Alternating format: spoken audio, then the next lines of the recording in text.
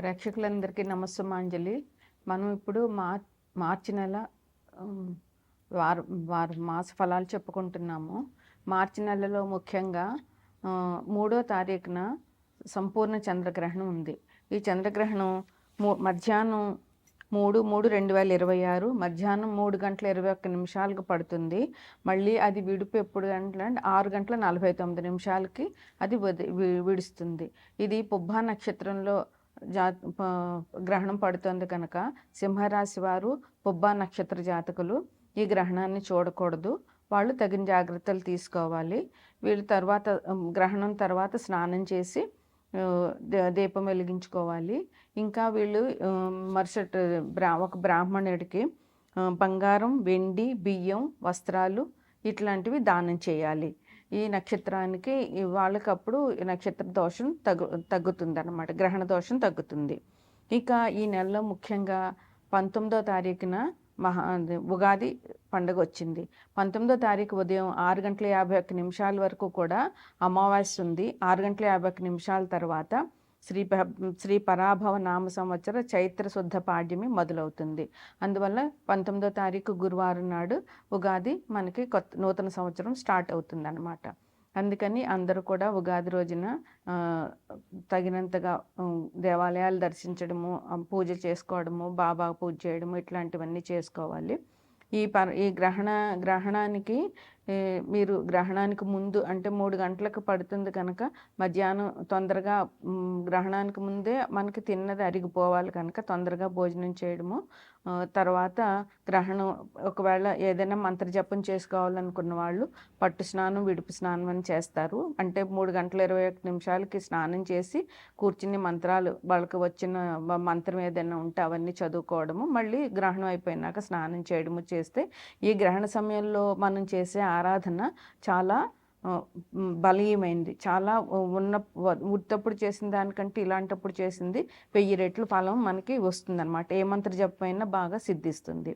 ఇది ఈ తప్పకుండా చేయవలసినటువంటి మార్చి నెలలో మనకు ముఖ్యమైనటువంటి విషయాలు. తదుపరి రాశి మకర రాశి. మకర రాశికి అధిపతి శని. ఉత్తరాషాఢ 2, 3, 4 పాదాలు, శ్రవణం 4 పాదాలు, ధనిష్ట 1, 2 పాదాలు ఈ రాశిలో ఉంటాయి. ఈ రాశ్యాధిపతి శని. మకరాన్ని లగ్నంగా చేసుకున్నట్లయితే 2వ ఇంట్లో రవి, రాహువు, కుజుడు, శుక్రుడు, బుధుడు 5 గ్రహాలు ఉన్నాయి. 3వ ఇంట్లో శని ఉన్నారు. మిథునంలో గురువు ఉన్నారు. సింహంలో కేతు ఉన్నారు. అందువల్ల 2వ ఇంట్లో రాహు మూలంగా మీరు రాహుకేతువుల మధ్య ఉన్నారు. 2వ ఇంట్లో రాహు మూలంగా మీకు మాట్లాడే విధానంలో జాగ్రత్త పడాలి. ఎందుకంటే రాహువు కోపానికి దానికి కారణం. మీరు మాట్లాడడం గట్టిగా మాట్లాడడము, లేదంటే అనవసరంగా తిట్టడము ఇట్లాంటివి చేశారంటే మీకు అలా చేసేలా ప్రేరేపిస్తాడు రాహువు. కానీ మీరు సంభాళించుకుని ఓపిక తెచ్చుకుని, సహనం తెచ్చుకుని మాట్లాడే విధానాన్ని మార్చుకోవాలి. దానివల్ల మీకు శత్రువులు తగ్గుతారు. లేదంటే మీకు అందరూ శత్రువులు, ఇంట్లో వాళ్ళు బయట వాళ్ళు కూడా శత్రువులు అయిపోయే అవకాశం చాలా ఉంది. ఇంకా మీకు చర్మానికి సంబంధించినటువంటి వ్యాధులు వచ్చేటటువంటి అవకాశం ఉంది. అందువల్ల జాగ్రత్తగా ఉండండి. ఇంకా పనులకి మీకు ఏలినాటి శని అయిపోయింది, కానీ పనులుకి కొంచెం ఆటంకాలు వస్తాయి. మిమ్మల్ని మోసం చేసే వాళ్ళు చాలామంది ఉన్నారు. అందువల్ల మోసాలు జరగకుండా మీరు జాగ్రత్తగా చూసుకోండి, ఎటువంటి మోసం జరగకుండాను. ఇంకా మీకు కొత్త పరిచయాలు ఏర్పడతాయి. కానీ ఆ పరిచయస్తులతో మాత్రం మీరు జాగ్రత్తగా ఉండాలి. ఎందుకంటే కొత్త పరిచయస్తులను నమ్మేయడానికి కుదరదు. అందువల్ల ఇంకా గొంతుకు సంబంధించినటువంటి వ్యాధులు కూడా వచ్చే అవకాశం ఉంది. మీకు ఇప్పుడు రాహు కేతువుల మధ్య, ఎందుకంటే రాహు ఎక్కడున్నాడు? 2వ ఇంట్లో ఉన్నాడు. 7వ ఇంట్లో కేతు ఉన్నాడు. అందువల్ల కేతు సప్తమంలో కేతు ఉన్నాడంటే భార్య నుంచి, పార్ట్నర్స్ నుంచి వచ్చేటట్టు గొడవలు వచ్చే అవకాశం. 2వ ఇంట్లో మీ మాట తీరు వల్ల వచ్చే అవకాశం. అందువల్ల ఈ రాహుకేతులు ఇద్దరు మీకు ఈ పరీక్షా సమయం ఇది, వీళ్ళిద్దరూ ఇక్కడ ఉన్నంత వరకు. అందువల్ల చాలా జాగ్రత్తగా ఉండాలి. ఆరోగ్య విషయంలో కూడా మీరు కొంచెం జాగ్రత్తగా ఉండాలి. అంటే శనికి శివాభిషేకం చేయించడము, శనివారం నాడు శివాభిషేకం చేయించడము, హనుమాన్ టెంపుల్కి వెళ్ళడము, హనుమాన్ చాలీసా చదవడం చేస్తే కనుక మీకు ఈ శని బాధల నుంచి, రాహుకేతువుల బాధల నుంచి ప్రమాదాలు తగ్గుతాయి. రాహు కోసం మీరు అమ్మ దుర్గాదేవిని పూజ చేయండి. రాహుకాలంలో దీపం పెట్టండి. రాహుకాలంలో మీరు ఏదైనా మంత్రం, అమ్మవారి మంత్రం చదివి అమ్మవారి స్తోత్రం చేయడమో చేస్తే మీకు ఇక్కడి నుంచి వచ్చే ఈ గ్రహాల నుంచి వచ్చేటటువంటి బాధలు తగ్గుతాయి. ఇది మకర రాశి వారికి ఈ నెల ఫలితాలు. నాడు అందువల్ల గురువు అన్నదమ్ములకి తృతీయం అంటే అన్నదమ్ములు తమకంటే చిన్నవారు, వాళ్ళందరి అభివృద్ధి బాగుంటుంది.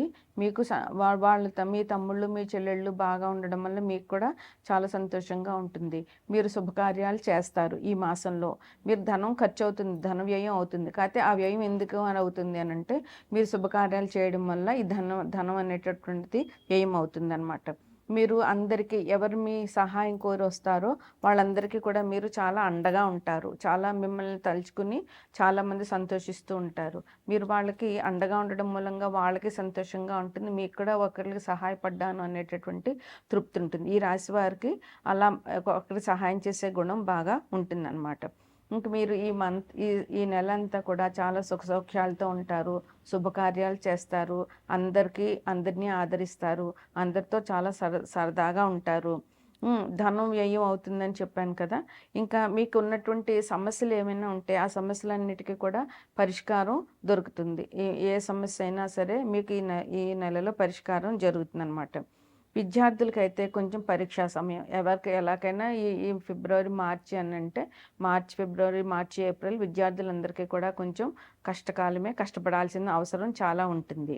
ఇక మీకు 11 ఇంట్లో రాహు ఉన్నాడు. అందువల్ల ఈ రాహు వల్ల మీకు కొత్తగా మంచి లాభాలొస్తాయి. కొత్త కొత్త పరిచయాలు ఏర్పడతాయి ఈ రాహు మూలంగా. అందువల్ల మీకు కొత్త వ్యక్తుల పరిచయము, వాళ్ళతో మీకు వాళ్ళ నుంచి మీ నుంచి వాళ్ళు కొన్ని విషయాలు షేర్ చేసుకోవడము, వాళ్ళ పద్ధతులు నేర్చుకోవడము, వాళ్ళ నుండి అభిమానం పెంచుకోవడము జరుగుతుందన్నమాట. 4వ ఇంట్లో గురువు ఇప్పుడు ప్రస్తుతం మిథునంలో ఉన్నారు. కర్కాటకంలోకి వెళ్తారు.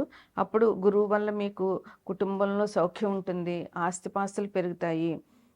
అందువల్ల ఇంకొకటి ఏంటంటే మీకు వ్యయంలో శని ఉన్నారు. ఈ శని వల్ల మీకు ఇబ్బందులు కలిగే అందులోనూ వ్యయంలో ఉన్నారు కనుక 12 ఇంట్లో శని అంత మంచిది కాదు. అందువల్ల మీకు కొంచెం ఇబ్బందులు వచ్చే ప్రమాదాలు ఉన్నాయి కనుక మీరు శనికి అభిషేకాలు చేయించుకోండి. శని కంటే శనివారం నాడు శివుడికి అభిషేకం చేసినా శని భగవానుడికి అభిషేకం చేసినట్లే. అట్లాగే శనివారం నాడు నవగ్రహాలు సందర్శించండి. హనుమాన్ టెంపుల్కి వెళ్ళండి. అక్కడ హనుమాన్ చాలీసా 11 సార్లు చదవడము, హనుమంతుడికి 11 సార్లు ప్రదక్షిణం చేయడము, అలాగే వెంకటేశ్వర స్వామికి దీపారాధన చేసుకోవడము, వెంకటేశ్వర స్వామి ఆలయాలు సందర్శించడము, శివునికి అభిషేకాలు చేయడము. మీకు ముఖ్యంగా శని బాధలు తొలగిపోవాలి అంటే శనివారం నాడు శివుడికి అభిషేకం చేస్తే మీకున్న సమస్యలన్నీ కూడా చెదిరిపోతాయి. అందువల్ల ఈ పరిష్కారాలు చేస్తే మీకు ఇంకా చాలా బాగుంటుంది. ఇది మేషరాశి వారికి ఈ మాస ఫలితాలు.